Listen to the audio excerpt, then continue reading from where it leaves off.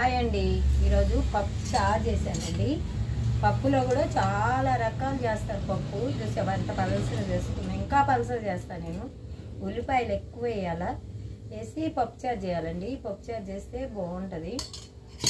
మీరేం కర్రీ చేసుకున్నారో ఈరోజు కామెంట్స్ పెట్టండి ప్లీజ్ అండి. ఎందుకో నవ్వుతూ ఉండాలంటారు. నవ్వమంటే నవ్వు వచ్చేటప్పుడు నవ్వు వస్తుంది, ఏడుపు వచ్చేటప్పుడు ఏడుపు వస్తుంది, కోపం వచ్చేటప్పుడు కోపం వస్తుంది. మీకు అందరికి కూడా అలాగే ఉంటుంది కదా. ఎప్పటికీ ఎవరు సంతోషంగా ఉండరు. వాళ్ళకి బాధలు ఉంటాయి, వాళ్ళకి కష్టాలు ఉంటాయి. డబ్బు ఉన్నా డబ్బు లేకపోయినా ఎన్నో ఉంటాయండి. మీరు కామెంట్స్లో ఏదో పెట్టేస్తుంటారు, పెట్టకండి అలాగా. పప్పుచారు చేసుకున్నప్పుడు ఉప్పు చేప ఉంటే చాలా బాగుంటుంది.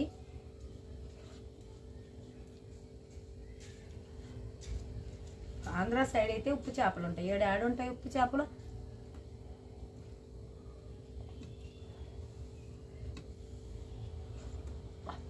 ఆగిపోతుంది.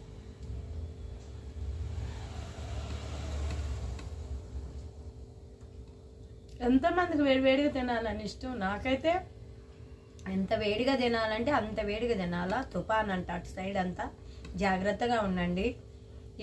ఒక అతను అంట చెరువులోకి కాలువ అనుకొని వెళ్తా బావిలో పడిపోయాడంట. బావిలో పడిపోయి చనిపోయాడంట. 3 రోజులైనా బయటకు రాలేదు, ఎందుకంటే వర్షాలల్లో మునిగిపోతుంది కాబట్టి. లైక్ చేయండి, సబ్స్క్రైబ్ చేయండి, కామెంట్స్ పెట్టండి, ఎంకరేజ్ చేయండి ప్లీజ్ అండి. కామెంట్స్ మంచిగా పెట్టండి.